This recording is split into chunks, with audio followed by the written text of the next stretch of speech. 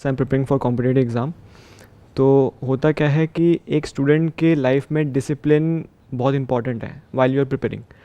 सो उस डिसिप्लिन को कैसे मेंटेन करा जाए। फॉर एग्जांपल जैसे मैंने अगर एक स्ट्रैटेजी बनाई, 8 दिन 10 दिन वो स्ट्रैटेजी चली, लेकिन फिर ऐसा एक बीच में ब्रेक आता है कि वो स्ट्रैटेजी ब्रेक हो जाती है, देन आई कंफर्ट जोन में मैं आ जाता हूँ वापस से।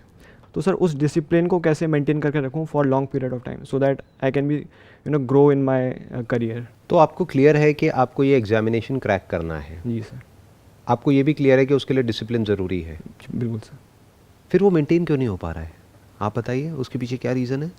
सर एक्चुअली आई फील कि जब एक पीरियड आता है कि जहाँ पर मुझे लगता है कि नहीं, अब आई एम इन कंट्रोल, अब मैं आगे बढ़ सकता हूँ, आगे उस चीज़ को फॉलो कर सकता हूँ, डे आगे अपने दिन को बढ़ा सकता हूँ अपने अकॉर्डिंगली। बट ऐसा एक मोमेंट आता है कि फॉर एग्जांपल मैंने कुछ देर मोबाइल चला लिया, कुछ दिन मैंने किसी से ऐसे बात कर ली जिस पे मेरा ध्यान वहाँ से भटक गया। तो सडनली वहाँ से क्या होता है कि जो मेरा जो रूटीन है वो धीरे धीरे कम होते जाता है, और जो मेरा पुराना लाइफ स्टाइल है वो धीरे धीरे वहाँ उस पर हैवी होते जाता है, और उसको फिर वापस से फॉलो करना उस रूटीन को काफ़ी मुश्किल हो जाता है। बेसिकली यहाँ पर प्रॉब्लम क्या है कि एक तरफ आपकी बायोलॉजी है जिसको आपके इस एग्ज़ाम से कोई मतलब नहीं है, उसको सिर्फ इस चीज़ की पड़ी है कि मेरे को सेंसरी प्लेजर्स कहीं से भी किसी भी तरीके से मिल जाए, मतलब मेरे को मज़ा आता रहे, मुझे कुछ करना ना पड़े, बढ़िया से बढ़िया सेंसेशंस मिलती रहे, जो भी हमारे सेंसेस के थ्रू होती है, जितनी भी सेंसेशंस होती हैं, जितनी भी तरह की प्लेजर्स होते हैं, वो प्लेजर्स मिलते रहे और पेन ना हो। Yes sir. तो बेसिकली जो फंडामेंटली जो प्रॉब्लम है वो ये है कि अब या तो ये जो पढ़ाई आप कर रहे हो, ये जो तैयारी कर रहे हो, ये प्लेजर होता उससे बड़ा या एटलीस्ट उतना ही जितना कि वो है, वो जो सेंसरी प्लेजर्स हैं आपके लिए, है ना। बट ऐसा तो है नहीं, क्योंकि अगर वो होता तो ये क्वेश्चन ही नहीं उठता। Yes sir.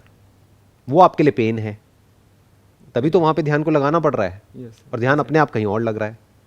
फॉर एग्जाम्पल मैं आपको एक सिंपल एग्जाम्पल देता हूँ। आपके दादाजी या आपके परदादाजी कोई भी आपको एक मैप दे देते हैं अपनी डेथ से पहले कि बेटा ये मैप है, वहाँ जाएगा हमारे उस पुराने घर में, तेरे को वहाँ पे खोदना है, और वहाँ पे नीचे ना कुछ खजाना दबा हुआ है जिसकी वैल्यू आज की डेट में करोड़ों रुपए की है।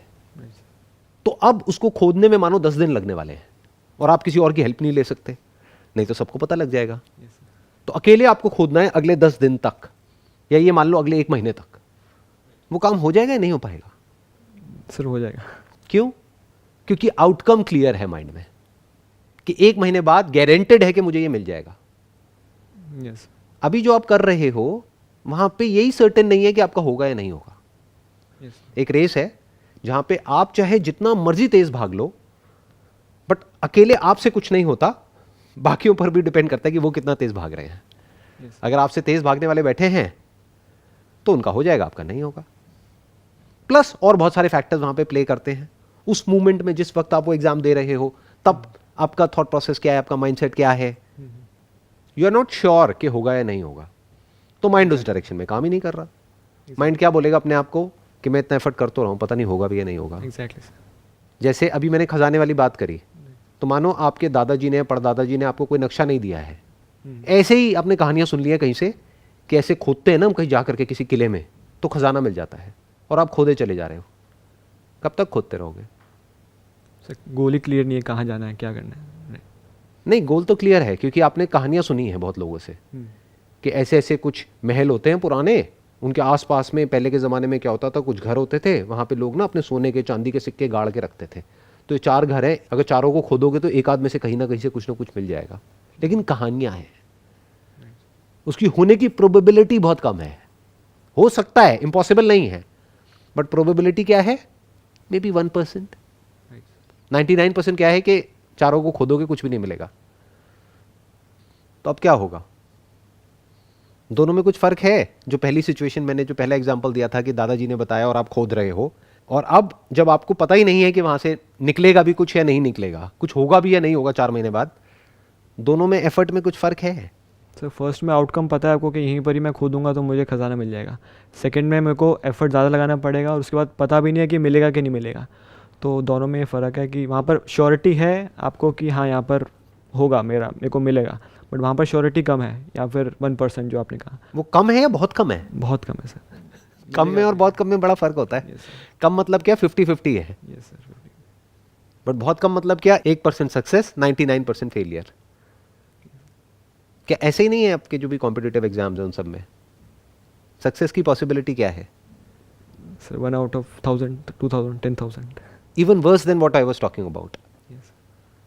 मैं तो कह रहा हूँ 1 out of 100, what you are saying is 1 out of 1000। Yes, sir. Problem की जड़ मिल रही है आपको, पकड़ में आ रही है। प्रॉब्लम ये नहीं है कि आप एफर्ट नहीं कर सकते हो फिजिकली या मेंटली। प्रॉब्लम ये भी नहीं है कि जो आपको प्लेजर्स मिलते हैं उससे आप अपना ध्यान हटा सकते हो, क्योंकि कुछ और इंटरेस्टिंग आपको नजर आता है तो वहां से ध्यान हट जाता है। जैसे मैंने वो एग्जांपल दिया ना, 1 महीने तक खजाना खोदोगे अपने दादाजी के कहने पे, Yes, sir. तो उस वक्त क्या ये सब ध्यान आएगा कि मोबाइल पे कुछ देख लूं? माइंड में गोल बिल्कुल क्लियर होगा कि मैं एक खजाना खोदने का काम कर रहा हूं, 1 महीने बाद यहाँ से कुछ निकलने वाला है। सर बट डेली का आउटकम हम कैसे सेट करें? फॉर एग्जांपल मैं स्टार्ट कर रहा हूँ, मुझे नहीं पता कि लेट्स से रात में क्या आउटकम निकल के आएगा। ये तो लॉन्ग टर्म की बात होगी फॉर एग्जांपल कॉम्पिटिटिव एग्जाम में। बट डेली बेसिस पे जैसे कुछ स्टूडेंट्स बात कर रहे हैं कि मैं डेली बेसिस पे गोल बनाता हूँ, और देन वो पता नहीं चलता कि 6 महीने बाद आप किस लेवल पे पहुँच जाते हो, और आपको एक एंड ऑफ लाइट, टनल के बाहर जो लाइट है वो दिखने लग जाते हैं कि हाँ मैं कर सकता हूँ क्रैक। बट वो उन्होंने बोला कि डेली बेसिस पे आपको चलना पड़ेगा, डेली बेसिस पे आपको एफर्ट डालने पड़ेंगे। तो वहाँ पर आउटकम स्टिल थोड़ा क्लियर होता है कि हाँ मैं अगर ऐसे ऐसे चलूँगा तो शायद। कोई भी ये नहीं बता सकता कि आप कितना काम करोगे और उसके बेसिस पे आपका क्रैक होगा या नहीं होगा। क्यों? क्योंकि हर एक के लिए काम की डेफिनेशन अलग अलग है। आप हो सकता है दिन में 4 घंटे काम करोगे और कोई सीनियर है जिसका क्रैक हो गया है, उसने आकर के आपको सलाह दे दी कि भाई इस तरह से अगर आप डिसिप्लिन को आप फॉलो करोगे, डेली दिन में 4 घंटे करोगे या 6 घंटे करोगे और ये नहीं करोगे तो आपका हो जाएगा। वो किस बेस पे बोल रहा है? आपके बेस पे, अपने बेस पे, अपने एक्सपीरियंस के बेस पे। बट क्या आप और वो सेम हो बॉडी वाइज और साइकोलॉजी वाइज? आपकी जो साइकोलॉजी है, आपकी जो बॉडी है वो सेम है या अलग अलग है? बिल्कुल अलग अलग है सर। तो फिर ये फॉर्मूला कहां से आया? अब मैं आपको डिमोटिवेट नहीं कर रहा हूं, मैं आपसे सिर्फ क्वेश्चनिंग कर रहा हूं। कुछ लोग जो इंटेलिजेंट नहीं है ना, वो इन बातों को ये समझेंगे कि मैं डिमोटिवेट कर रहा हूं। मोटिवेशन का मतलब वो क्या समझते हैं कि कहीं भी रेस हो रही है वहां पे जाकर के बोलते रहो अरे बहुत बढ़िया हो जाएगा, तेरा हो जाएगा, never give up, never give up, go on go on go on. ये नहीं है मोटिवेशन। मैं क्या कर रहा हूं, मैं आपसे एक्चुअल में समझने की कोशिश कर रहा हूं कि प्रॉब्लम क्या है, उसकी जड़ क्या है और उसका सोल्यूशन क्या है। सो जो प्रोडक्टिविटी की डेफिनेशन है वो सबके लिए अलग अलग है। ऐसे ऐसे लोग हैं जिनका पास में क्रैक हुआ है, मेरी बात को वेरीफाई करना हो तो उन लोगों से जाकर के बात कर लो जिनका क्रैक हुआ है, 10 अलग अलग लोगों से। 10 का प्लान सेम नहीं मिलेगा। कोई होगा जो कहेगा कि मैंने दिन में 2-3 घंटा काम किया, बाकी टाइम रिलैक्स किया। कोई होगा जो कहेगा मैंने तो दिन में 12-12 घंटे काम किया। उसका भी हो गया, उसका भी हो गया। अब आपके लिए दोनों में से सही कौन सी है? ऐसे समझना होता है कि 10 अलग अलग लोग अपनी अलग अलग स्ट्रैटेजीज बताएंगे। अगर आप ध्यान से समझोगे कि उसने क्या किया, कैसे किया। उन 10 में से किसी की गर्लफ्रेंड होगी, किसी की नहीं होगी। तो जिसकी नहीं होगी वो कहेगा कि मैं इन चक्रों में नहीं पड़ा, इस वजह से मेरा हो गया। Yes exactly. जिसकी होगी वो कहेगा कि उसने ही मुझे हेल्प किया। किसी का ब्रेकअप हो गया होगा तो वो कहेगा कि मेरा ब्रेकअप हो गया, इस वजह से मेरा नहीं हुआ। कोई दूसरा मिलेगा जो कहेगा मेरा ब्रेकअप हो गया, इसी वजह से मेरा हो गया, क्योंकि मैंने अपना सारा गुस्सा वहां निकाल दिया। तो कोई फॉर्मूला तो है ही नहीं। आप मेरे से भी क्या चाहते हो? फॉर्मूला। जिससे भी आप बात करते हो आप क्या चाहते हो? फॉर्मूला। बट आपका कैसे क्रैक होगा, कैसे नहीं होगा, उसके लिए सबसे पहला स्टेप क्या होगा? पहले आपकी पर्सनैलिटी को समझना, आपकी साइकोलॉजी को समझना, आपके बैकग्राउंड को समझना। कुछ ऐसा हो सकता है कि जो भी आप तैयारी कर रहे हो इसको क्रैक करने के लिए, वो इंटरेस्टिंग हो जाए, उसमें मज़ा आने लग जाए।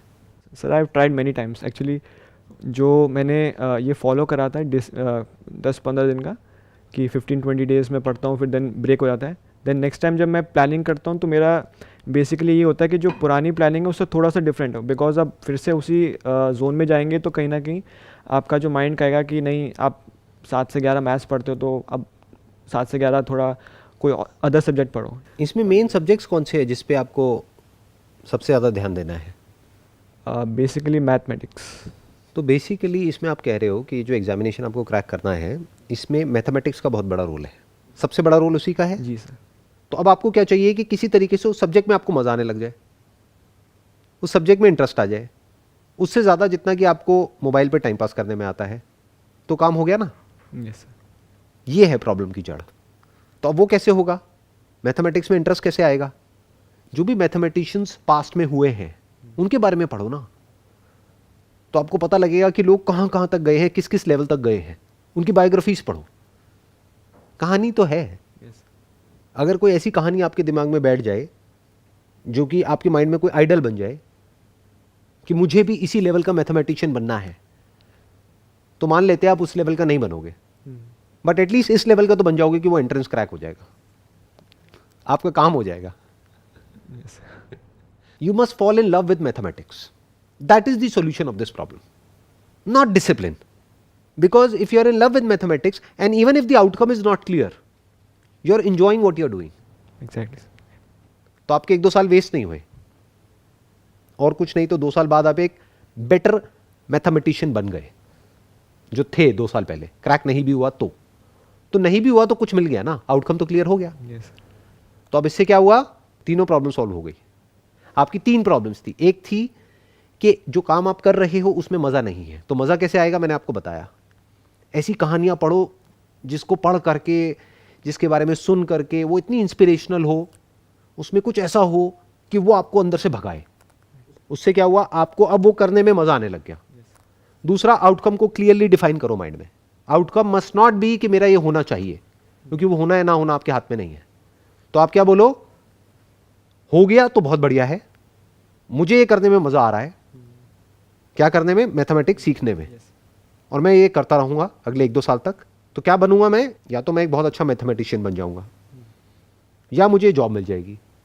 अब मेरे को जॉब तो मिल गई, साथ ही साथ मैं एक तगड़ा मैथमेटिशियन भी बन गया। right, तो आउटकम भी क्लियर हो गया, प्रोसेस में मज़ा आने लग गया, जर्नी में मज़ा आने लग गया।